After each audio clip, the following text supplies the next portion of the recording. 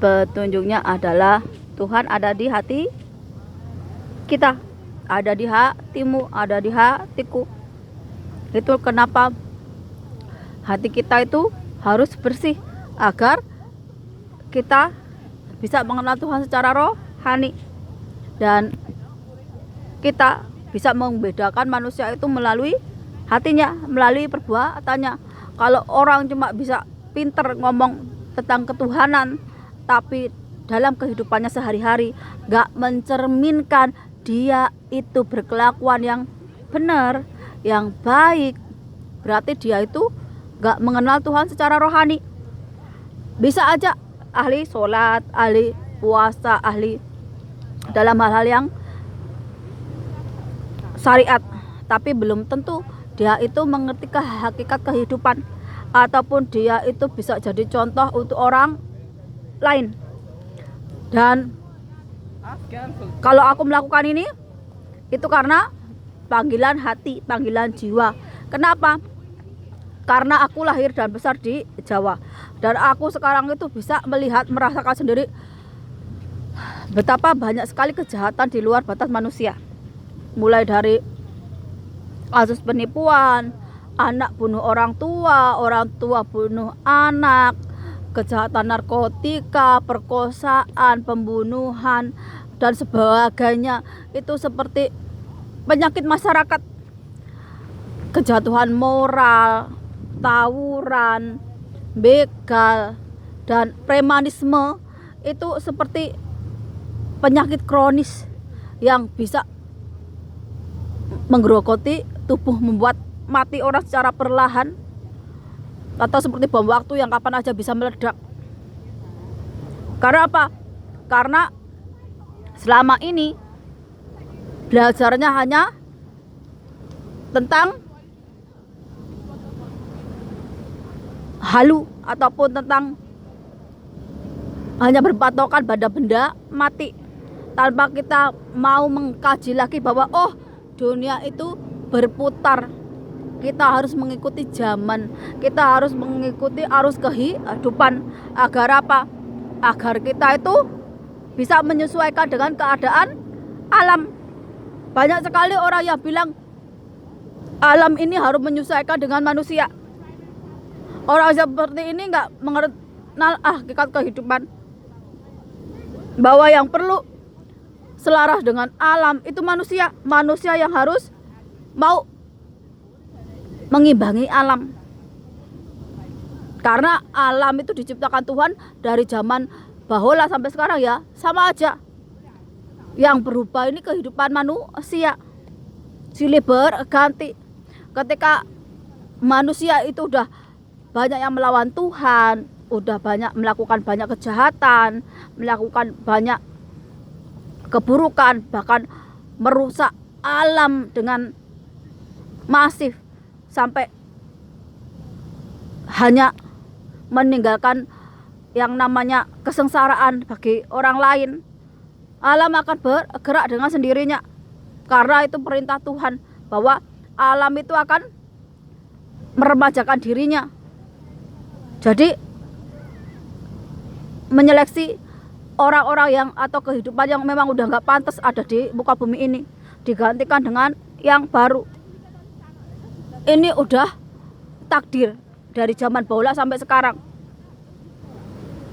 Makanya orang zaman dulu mencatatkan melalui kitab-kitabnya atau perjalanan rohaninya tentang kejadian seperti ini.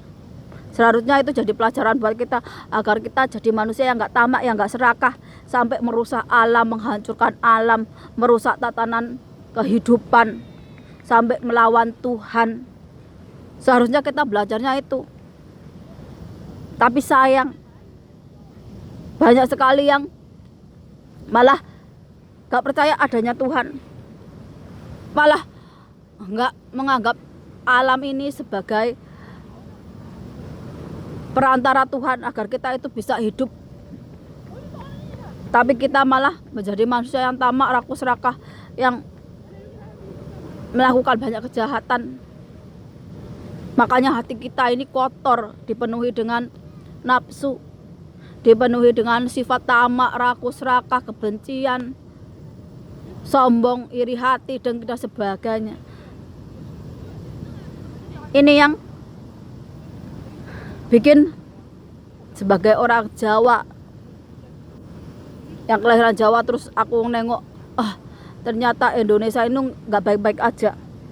Dilihat dari kelakuannya, yang pejabatnya yang tamak, rakus, serakah, korup, merusak alam, rakyatnya yang mengalami kejatuhan moral, terus mengalami yang namanya kebodohan. Bukan tambah pintar, malah tambah bodoh. Belum lagi dengan hal-hal yang di luar batas akal sehat atau rasa peri kemanusiaan, menjadikan Indonesia itu memang, kalau istilah orang Jawa itu, diruat, dibersihkan dari sengkolo, dibersihkan dari hal-hal yang nggak baik, dari hal-hal yang negatif. Bumi ini yang diruat, bumi ini yang diurapi, bumi ini yang disucikne dari hal-hal yang negatif. Manusia kayak saya aja, kalau saya merasakan ada energi negatif atau hal-hal yang jelek, saya pasti akan meruat diri saya, entah dengan saya berzikir, baca doa-doa pendek, doa sambut jaka, ataupun doa-doa yang lainnya. Agar apa? Agar energi negatif atau hal-hal yang jelek itu nggak menyerap energiku, nggak memakan diriku.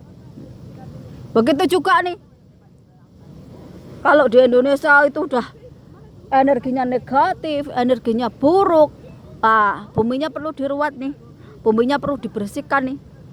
Energi-energi yang negatif, energi-energi yang merusak itu harus dihancurkan nih. Tuhan Maha berkehendak. Bala tentara Tuhan itu banyak. Kalau cuma untuk ngeruat tanah Jawa, mengeruat Indonesia itu kapan aja. Karena apa? Karena ini dibutuhkan nih. Untuk apa? Untuk menghancurkan energi negatif, agar kehidupannya menjadi positif, agar bisa digunakan untuk anak cucu yang nanti hidup lebih baik lagi. Kadang-kadang manusia ini kalau nggak dikasih azab, nggak dihukum atas kelakuannya yang jahat, yang jahil, yang metakil, yang penuh angkara murka, yang durjana, yang tamak, yang serakah, yang merusak alam kerjaannya itu, ya nggak bakalan sadar, nggak bakalan sadar diri, nggak bakalan tahu hakikatnya hidup itu seperti apa, nggak sadar kalau dirinya itu manusia. Biar bumi ini yang diruat, karena manusianya mana tahu cara ngeruat dirinya sendiri. Bagaimana dia tahu bagaimana untuk menjaga kelakuannya? Ya sudah, buminya aja yang diruat, yang dibersihkan dari sengkolo, dibersihkan dari hal-hal yang negatif yang membuat hidup itu jadi seperti di neraka.